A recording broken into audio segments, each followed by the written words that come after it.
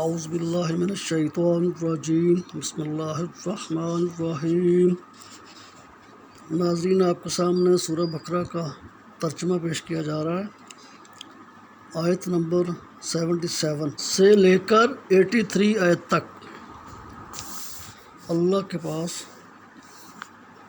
کیا تم اتنی موٹی بات نہیں سمجھتے کہ ان کو اس کا علم نہیں ہے کہ حق تعالیٰ کو سب خبر ہے، ان چیزوں کی بھی جس کو وہ مخفی رکھتے ہیں اور ان کی بھی جن کا وہ اظہار کر دیتے ہیں۔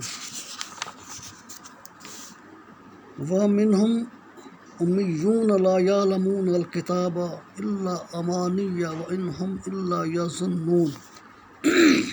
اور ان یہودیوں میں بہت سے ناخواندہ بھی ہیں جو کتابی علم نہیں رکھتے، لیکن بلا سند دل خوش کن باتیں بہت یاد ہیں، اور وہ لوگ اور کچھ نہیں خیالات پکا لیتے ہیں۔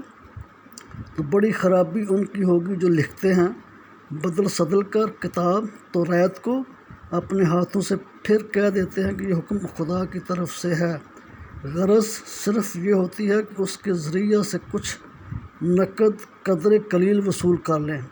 سو بڑی خرابی پیش آئے گی ان کو اس کی بدولت بھی جس کو ان کے ہاتھوں نے لکھا تھا، اور بڑی خرابی ہوگی ان کو اس کی بدولت بھی جس کو وہ وصول کر لیا کرتے تھے۔